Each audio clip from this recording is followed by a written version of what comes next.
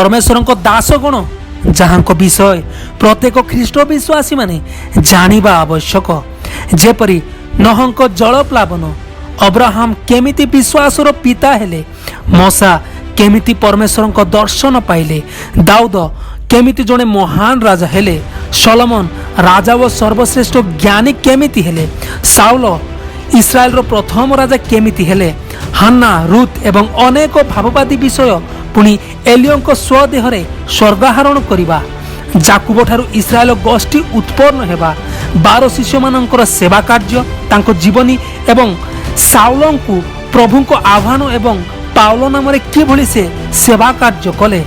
आयुबंक शैतान द्वारा परीक्षित हेबा, चुनसंक निनिबी नगर यात्रा, एपरी अनेक विषय को धर्मशास्त्र अध्ययन करी तार प्रकृत सत्यता को जानिबा को सतचेष्टा करिबा आवश्यक।